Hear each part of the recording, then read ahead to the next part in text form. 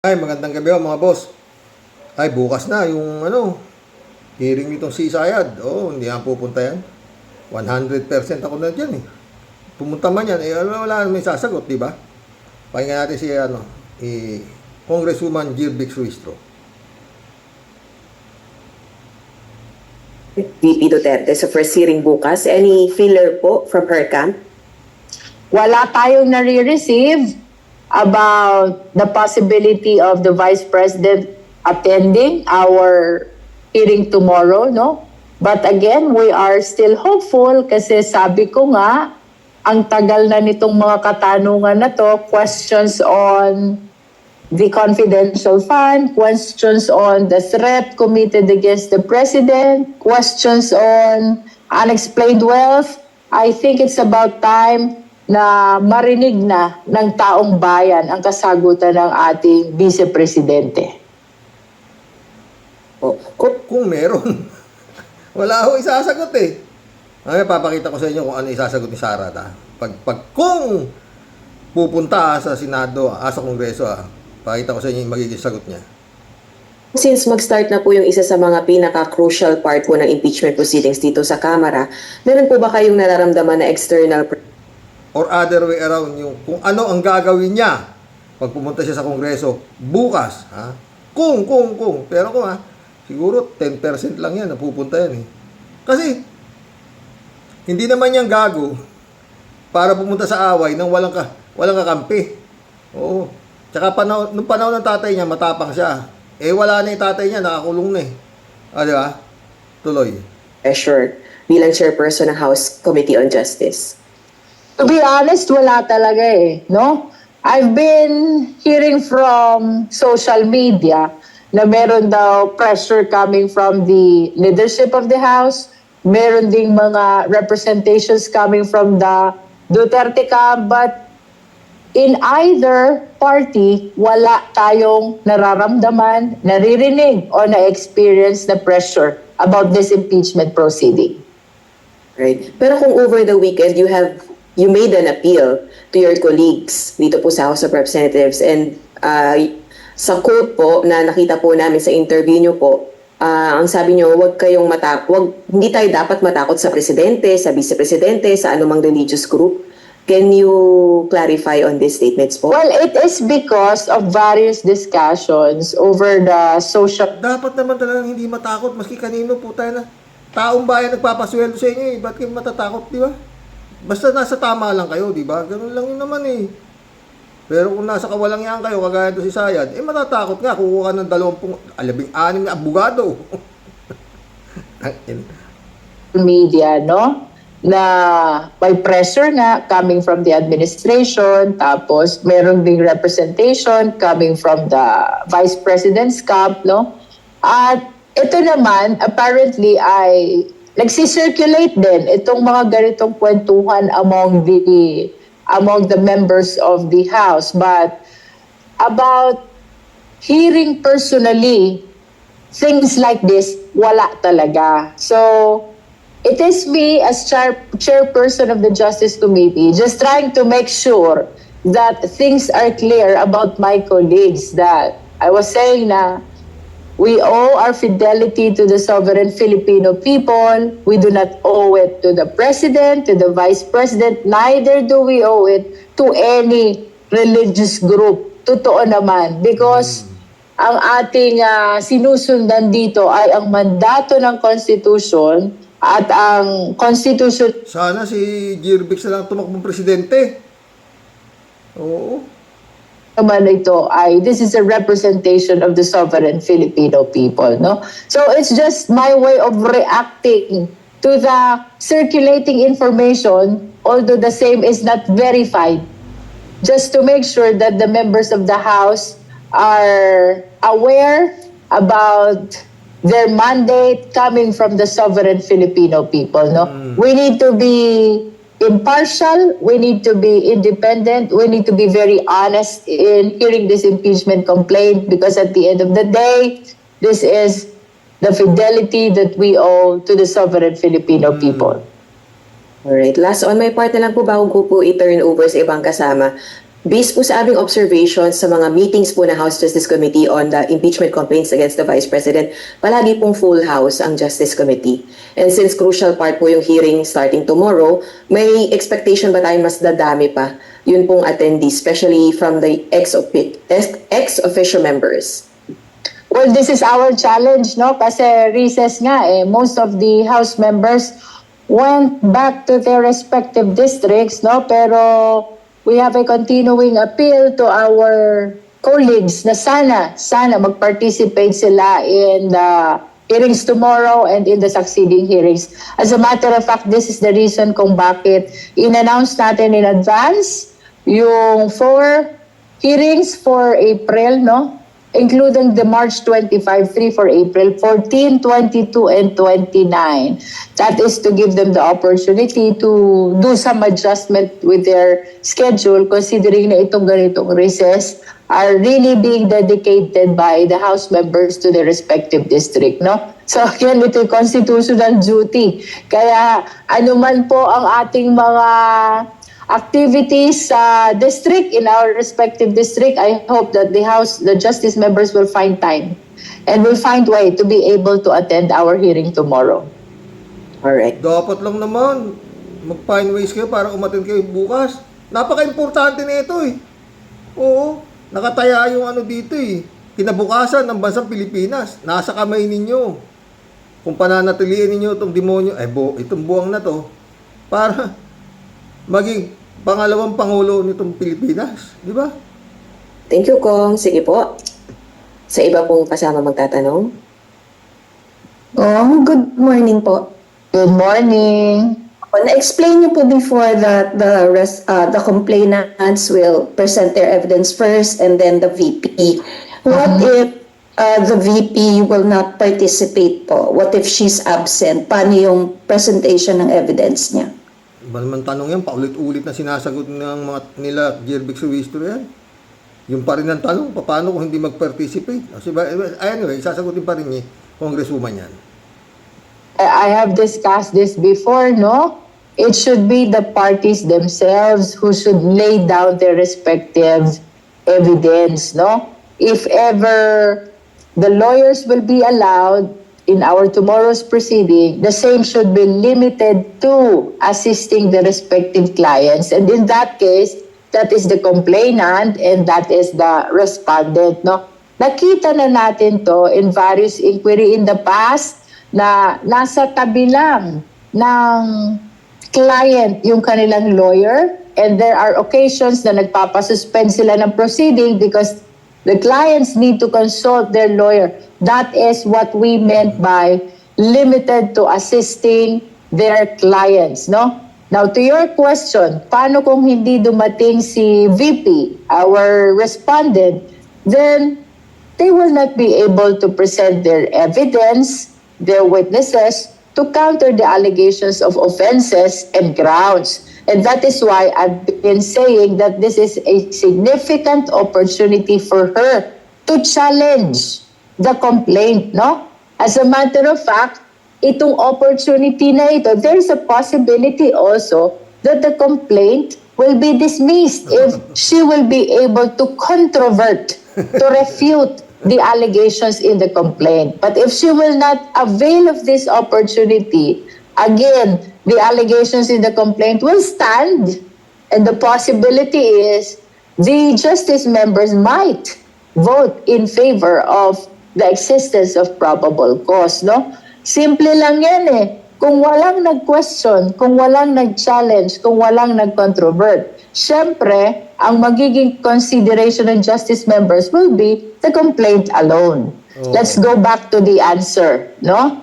Ang naging common observation ng justice members, it did not respond directly to the allegations of the complaint.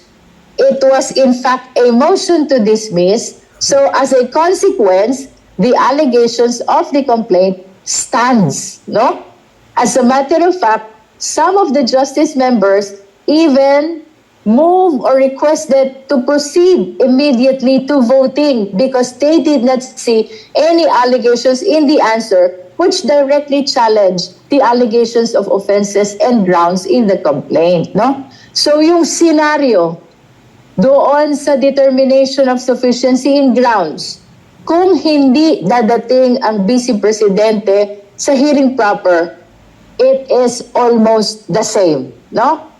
No evidence will challenge, controvert, or refute the allegations or evidence which will be presented by the complainant, no? And it will be, should I say, to the disadvantage of the Vice President, no? Sayang yung opportunity na pwede niya sanang i-question ang ebidensyang inalatag ng complainant.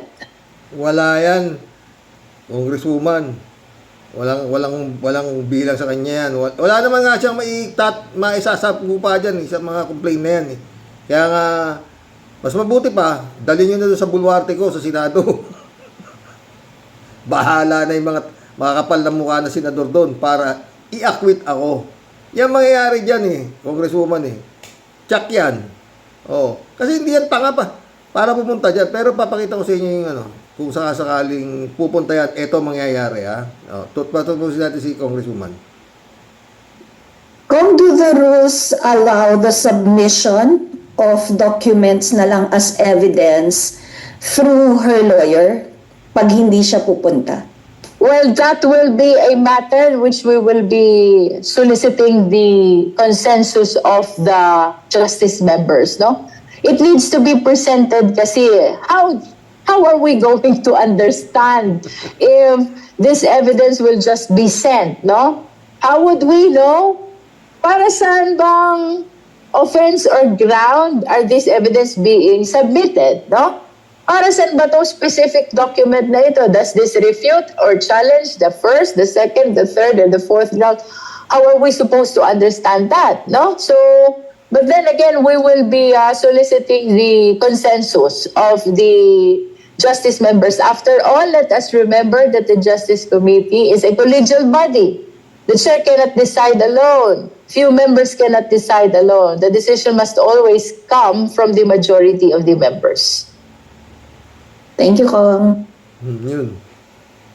Ito kasi mga friend, pag dumating ito si Sayad sa Kongreso bukas, para maki-participate para sumagot sa impeachment na mga kaso niya, ito mangyayari Ito. I request that the chairperson of the Finance Committee preside over this hearing. Siga-siga Madam Vice President, Asal Reyna Bratenela, sabi dito. and with due respect, you are not allowed to do that, Madam Dito, hindi pa nakukulong si Digong. Hindi pa. Nung nakaraan pa ito Vice President. You are not allowed to introduce any motion. You are a research person in this hearing, Madam President, Vice President. Ma'am. I requested as your resource person, I requested So the your request chairperson. is Bastos talaga, mga pre. Parang hindi nag-aral talagang Reyna siya, hari talaga siya. Tangina. Madam Vice President, just please answer the question. The issue on confidential funds falls squarely within our discussion of your 2025 budget. Narinig mo yung sinabi niya, ma'am? Narinig So mo yung please, Layo ng mga sagot, Talagang baliw. Tama-tama si Trillanes, may tililing talaga ito, hype nito. Nakinig ka sa kanya kanina? Absolutely. Walang rules dito. please proceed and answer the question. It's a very simple question. Di ba? Please explain the specific spending on those items that she enumerated. We move to the next Madam Chair. person on the list. Madam Chair. Madam Chair. Hindi na po tayo matatapos. Yan ang sinabi ko sa iyo kanina. Ayaw mo Bastos, Ganyan na mangyayari. Pag pumunta itong baliw na to, bukas sa Kongreso, niwala sa akin Aabot talaga tayo ng bukas dito. I request that the chairperson of the Finance Committee preside over this hearing. dinuduro-duro pang ganun, I request na presided si Sini. Talagang baliw. Di ba? Napanood ko lang ho ito sa Reels. O ito, papanood ko yun ho sa inyo. O, itong si Marcolecta. Baka dumating daw ang pagkakataon. O. Mantakin ninyo po tayo na pag nakabalik tong Duterte, ito ang magiging laman ng mga itong uring ito ang maghahari dito sa Pilipinas. Mga may mga sayad. Oo, ito. Baka dumating po ang pagkakataon. Baka dumating po ang pagkakataon. Si Marcoleta to. Takino. Mapalitan si Dr. Jose Rizal. Tatawa pa Baka siya. ang maging national hero natin ay si Pangulong Duterte. Baka dumating po. Sigawan naman yung mga zombies. Yay! Tangina, ano ba nangyayari? Ay, nako. Ito naman to si Kupalman, oh. Listen, he's an 80-year-old man. He walks with a cane down the prison corridor. He shuffles because he's fallen over a number of times in prison. So the risk of flight, it's purely theoretical as far as I'm concerned. He should be released. Listen, he's an 80-year-old man. He walks with a cane down the Gaano kagago to, no? prison corridor. He shuffles because he's fallen over a number of times in prison. So the risk of flight, it's purely theoretical as far as I'm concerned. He should be released. Listen, Abogado ba tong si Kupalman talaga na to? O ano ba talaga to? No? Pakinggan nyo, ha? I ask you to let Rodrigo Duterte return to the Philippines, not to govern, but simply to let him live out the rest of his days in peace, in his humble May kaso. Parang yung kaso ng kliyente niya, jaywalking eh. No? Utang ina. Pero ano to, malapit na siguro matapos pagdating ng talagang full-blown trial na to si Duterte. Baka palitan na rin. Baka hindi na to. Wala na kasi isasagot eh. Pero ginawa niya naman lahat. Magmakaawa, lahat na halos magmakaawa niyo. Pero yung salita niya, wala sa hulog. Pakinggan natin, ha? dwelling in Davao. Your Honours, it is so easy to choose as a target for prosecution a politician because of the way he presents his policies. If Rodrigo Duterte is to be faulted for anything, it is for his inappropriate choice of language. But he Inappropriate choice of language. Gunggo nga yung kliyente mo. Yung pinagtatanggol mo, sira ulo. Minumura yung Diyos. Sisipain yung mga judges sa ICC. Anong pinagdadadaldal mo pa riyan? Oh. Alam nyo, sa totoo lang, pag ito napalaya ito si Digong dito, putang na. Dapat yung ICC na yan, isara na yan. Oo. Tuloy mo, Kupalman. murdered no one. Out of that huge database of evidence on which the prosecution relies, I repeat that there is absolutely nothing to directly link Rodrigo Duterte to the Gago, no? There is nothing to... Sinabi na nga ng kliyente mo siyang nag-utos. Lahat, ano ba ng klaseng katangahan to si Kupalman na to? Sayang sweldo na ito. Milyon-milyon, puta, yan lang sasabihin mo dyan. Para tinatanga niya yung mga judges ng ICC. Tuloy mo, Kupalman. 78 deaths alleged. That is why they rely on a few selective and vociferous individuals in the Duterte administration, calling them co-perpetrators, just so it can artificially superimpose their fantasy common plan theory linking Rodrigo Duterte to the victims. Your Honours, I beg you to be guided by evidence, which must reach. Tingnan mga salita ng gago. Your Honor, I beg you to be guided by evidence. Tanga ka ba? Ang dami ng ebidensya, tambak-tambak na. Kaya nga, nawarat of arrest yung bata mo, gago. Kasi talagang pinaniwalaan. Tapos gagawin mong tanga yung mga judges sa ICC. Klaseng abogado to si Kupalman na to. Talagang sakit sa ulo, no? Sayang sweldo na ito. So, buti pa si Butiki, di ba? Tuloy mo, Kupalman. A minimal level of integrity.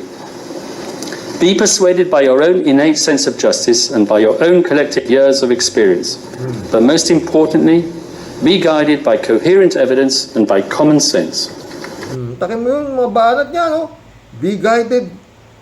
Para sinasabi niya, itong mga judges na to, walang common sense. Ganun ang dating, no? Gago talaga to. Oh. I ask you, I beg you not to confirm any of the charges.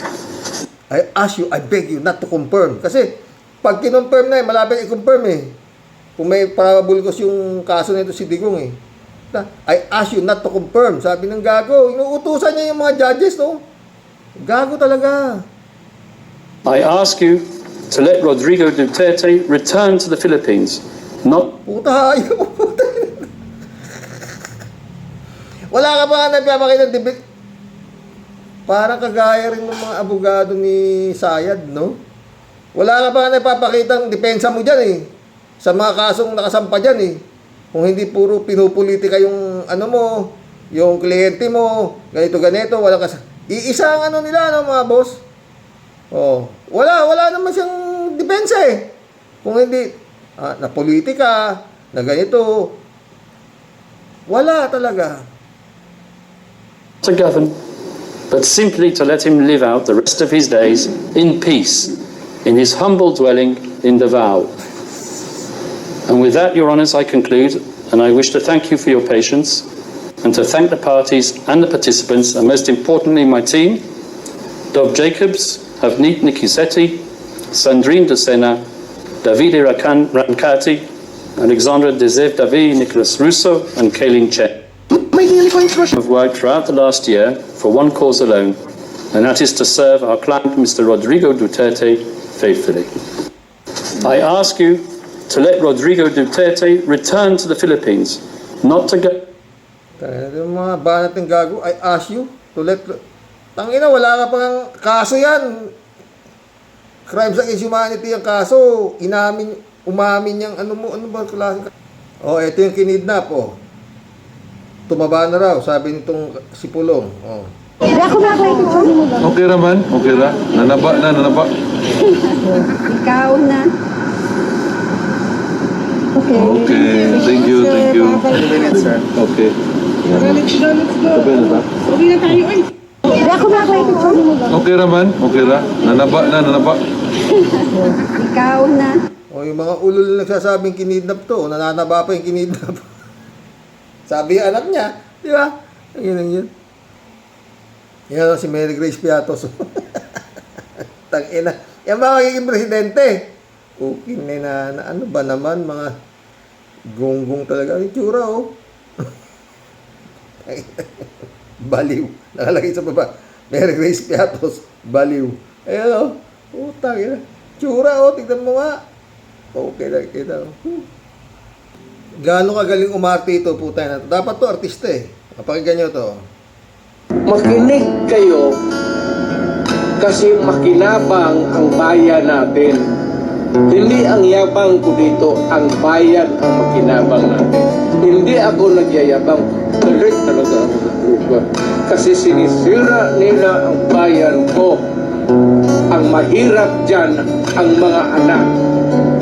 Yun ang sinasabi ko, lalo na yung mga nanay na nagtrabaho doon sa Middle East, na ni-rape, inaabuso na nila. Tangina ka, di pa aresto mo? Di ba dapat pina-aresto niya? Hindi pinapapatay mo, gago. Makinig kayo kasi makinabang ang bayan natin. Hindi ang yabang ko dito, ang bayan ang makinabang natin. Hindi ako nagyayabang. Galit talaga ako sa trupa. Kasi sinisira nila ang bayan ko. Ang mahirap dyan, ang mga anak. Yun ang sinasabi ko, lalo na yung mga nanay na nagtrabaho doon sa Middle East, na ni-rape, inaabuso na nila. Singit ko lang to mga boss Tuwa ako Si Baron Trump.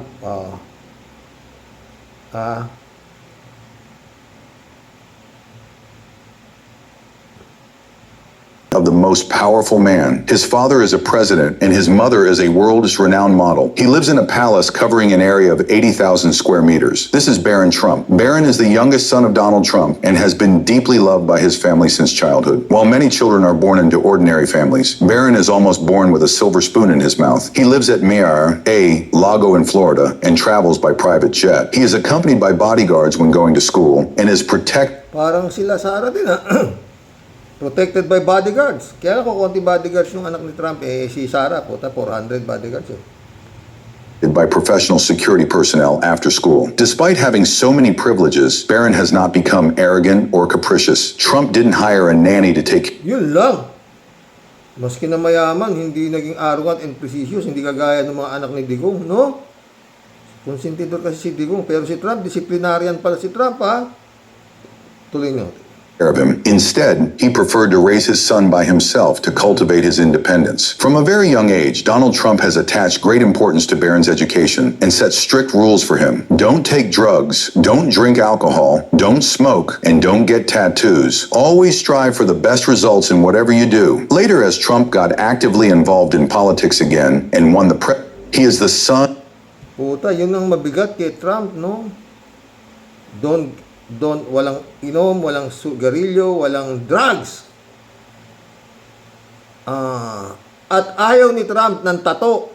Oh, siguro ko ididikit si Basti rito kay kay Baron Trump, baka tumakbo si sa takot niya doon sa anong klaseng tao to? Kasi si Basti talaga yung mukha na lang kulang ng tatuan eh. Buong katawan na may tattoo na eh. Si Sayad naman, baka pag nakita niya yung legs ni Sayad, Presidente, bakit may tato? Ha? Utang. Anong klase utang na? Diyos ko. Malapit na birthday ni Digong sa 28 raw. Ito na sinasabi nito si Kupalman. Maski anong gawin mo, wala na. You want to show your support for the former president? Do it peacefully. Respect the court, respect the procedures. Show your support for him like you showed it on his birthday. Send flowers, send presents. I want to see this whole place covered with flowers. Yes. We will tell him. He knows that and it means a lot to him because it's support. You want to show your support for the former president? Do it peacefully. Respect the court, respect the procedures. Show your support for him like you showed it on his birthday. Send flowers, send presents. I want to see this whole place covered with flowers. Yes. We will tell him. He knows that and it means a lot to him because it's support. Anong bilang naman sa kaso ni Duterte? Kung punuin man ng flowers yan, parang nagpapaawa siya, parang gusto niya pakita sa ICC judges na maraming sumusuport. Siguro itong si Kupalman na to, kung isa sa pamilya niya ang naging biktima ng EJK ni Digong, baka hindi ganito asta nito, di ba? Anyway, abogado di ba? Parang kagaya rin ng mga abogado ni Sara. Di ba? Ganun din.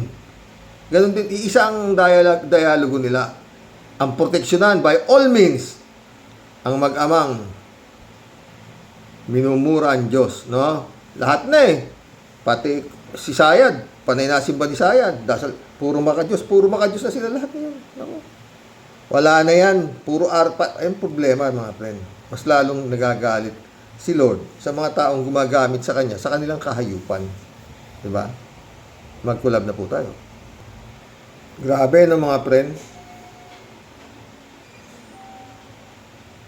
Puro Diyos ang mga pagsasalita nila. Mag-collab na tayo mga boss. Si Sayad, paano yung simba? Ano ba yan? Wala yan. Mary Lebron, shout out.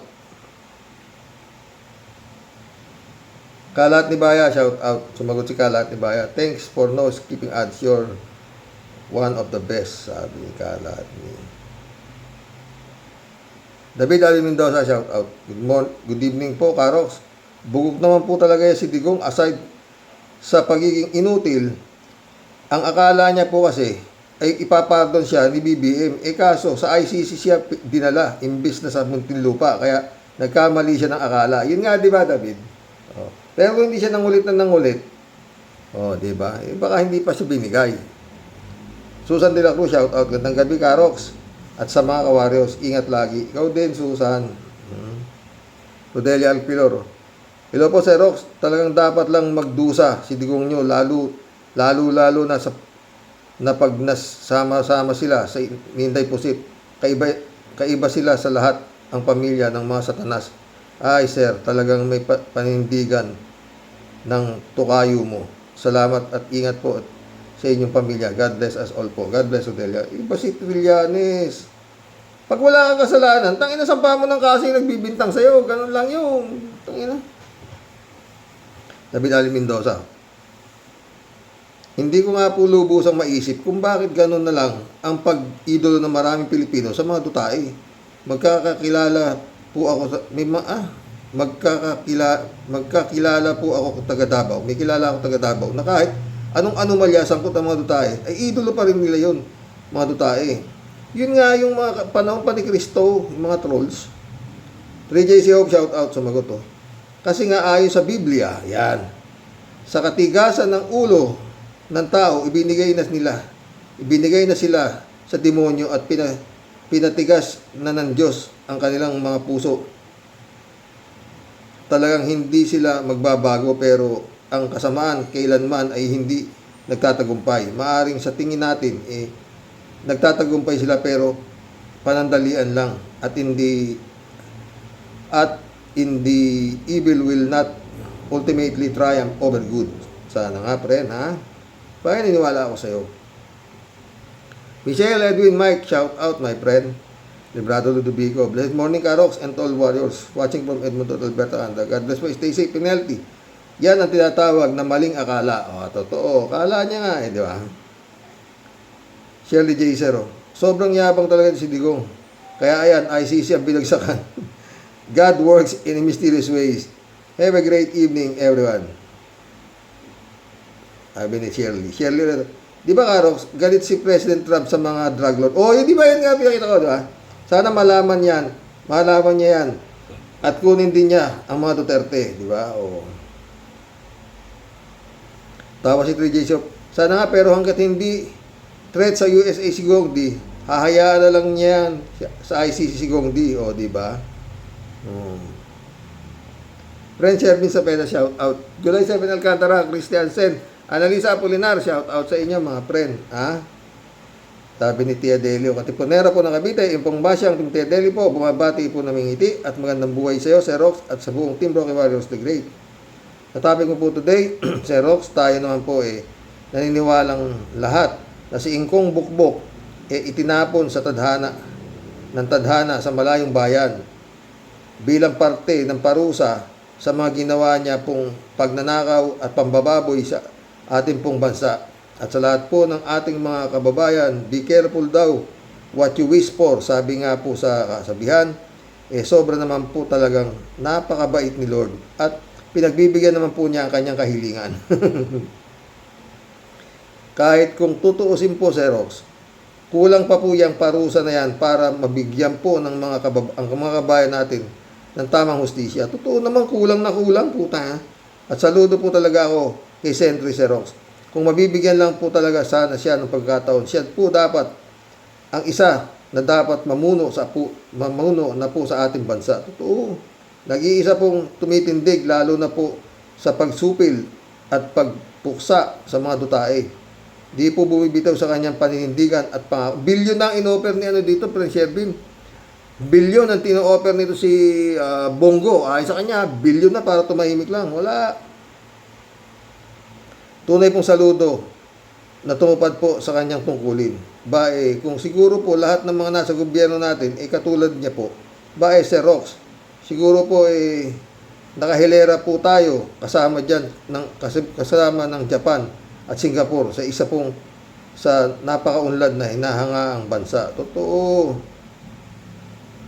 Wala po siguro tayong napakaraming OFWs na nagpapakahirap na dumadayo at lumalayo pa sa pamilya para lang po mabuhay.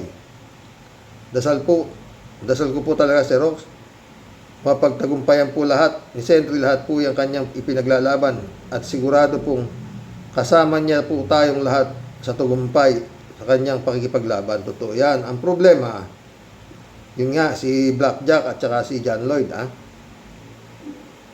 Mga Sir Pogi at John Lloyd ng Cavite, ba pakitang gilas naman po tayo. Ano po mga sir? Sana naman po yung nilulumot ng kaso na inihain ng ating pong magiting na sundalong Magdalo. Yun lang, ha? Bigyan pansin at unahin po sana natin, ano po, para po magkaalaman na po talaga kung ang Dutay chapter tuluyan na pong maililibing sa libingan po ng mga halimaw. Nakakasuya na po at umay na po ang sambayan ng Pilipino na di na po matapos-tapos ang nobela ng mga taga Durian City. Ha? Sobra na pong nakakasuka mga sir. Kapag ito pong ating magiting na sundalo, inyo pong nabigyan ng pansin at tuluyan makakasuhan ang mga utak bukbok ba mga sir. Magpipiesta po kami at nangangako po akong paminsan-minsan na lang po ako manonood at sasama sa Pugong Biyero. Magiging mabait rin po ako kay Sister Grace kasi alam ko pong mahal na araw na, baka po mag-iba na rin ang ihip ng hangin sa utak ni Sister Grace. Shout out sa'yo, Sister Grace, ha?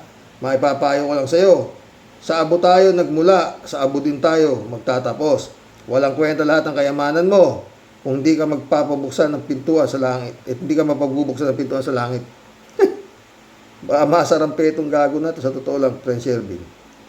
Mas masaya ang paglalakbay kung si Lord ang kasama mo at magbubukas ng langit papunta sa eternal life and paradise. Isip-isip din tayo at mag-reflect pag may time, ha?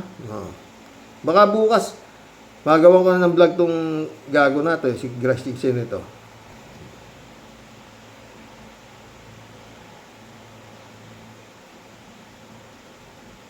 MCL, shout out.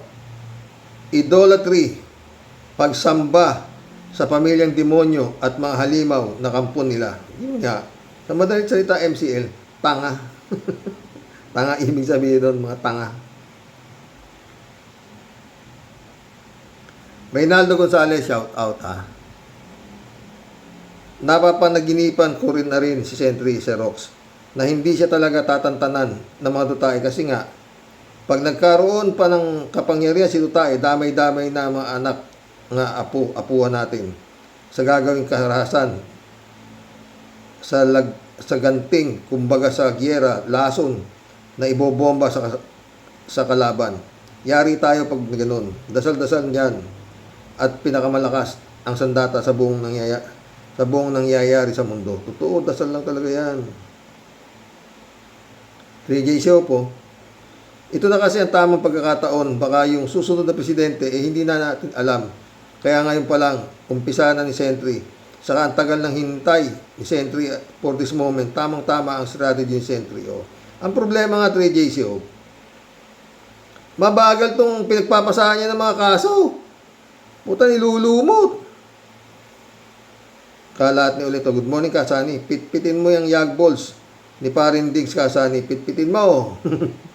God bless your family. God bless ka lahat niya. Pastor Jun Lagon, shout out my friend. Eddie Luna, shout out.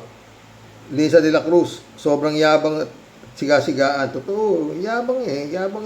Ay, ang gago. Ha? Chupisa Bunao, shout out, ha. Good afternoon po kuya at sa mga ka-warriors. Yung pala naman kung para saan ang project ng tunnel, bantag para sa puo nila. Na kung sakaling makulong ang po nilang pinakang magaling, magmura, malas mo lang, napunta ka sa dahig. Yun nga yun, tipista, di ba? Kaya lang, ano ba ang na doon? Ha? Sana makarating ito kay General Katapang. Ano ba nangyari na sa ginagawa na hinukay na yun? Natabunan na ba yun? Ano?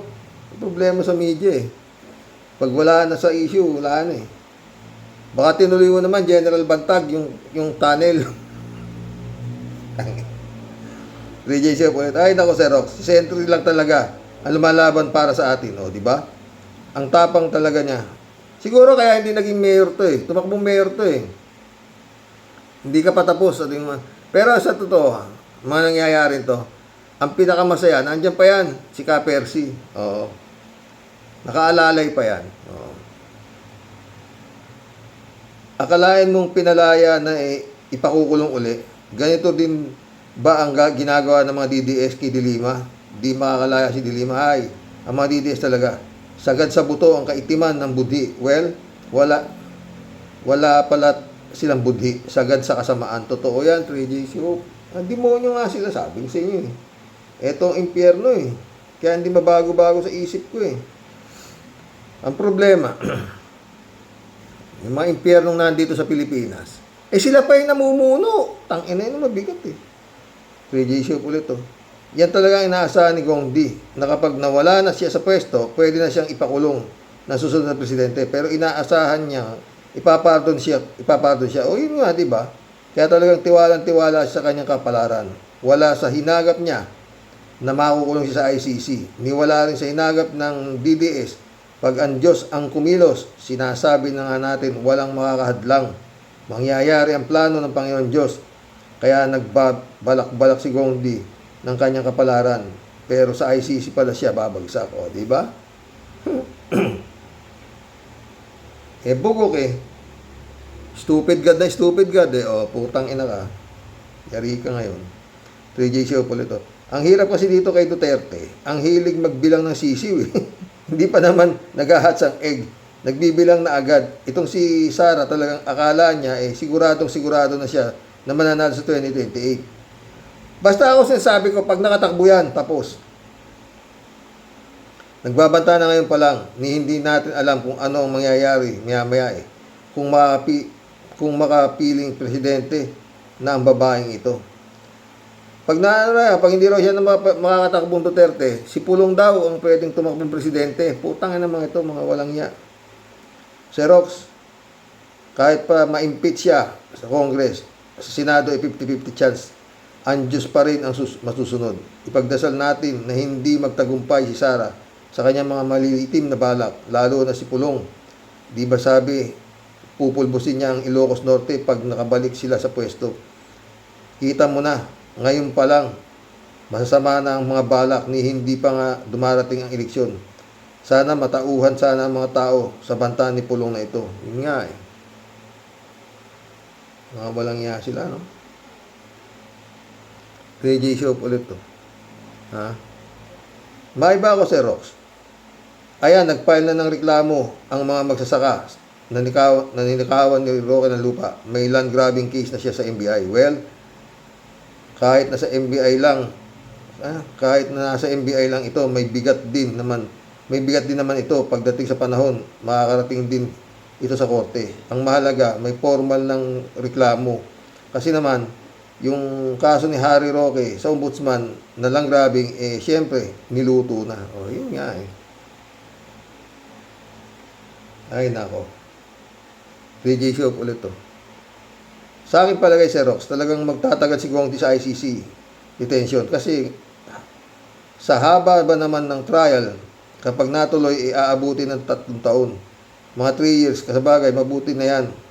Kahit paano nakakaganti ang mga biktima ni Gong Di. At kung ma-impeach pa si Sara sa Congress at makita taong bayan ang bank records nila, ay ang saya-saya nating mga Pilipino. Nawa ito na ang magsimula na magbayad ang mga Duterte sa sambayan ng Pilipino. Talaga dapat. Marilo Pabianak, shout out. Good nun po tayo sa mga ka-warriors. Talagang kung anong pinagagawa ng isang nilalang, darating ang araw na masusulit sa harap ng ating Panginoon. Nilagay niya ang ating bansa sa napaka-pangit na imahe ng bansa. Totoo. Jan Dimango, shout out my friend. Dolor Garcia, friend Arnie Dixon. Eman Escalonanak, shout out. Mission accomplished mga friend. Hanggang bukas po muli. Ay nako. Uy, marami tayong naging topic ha. Halo-halo nga lang. Pero yun ang mga gandang topic eh. Nakaka-boring naman kung puro si Sayad. Di ba? Oh. Ay, kupal man. Good night. God bless.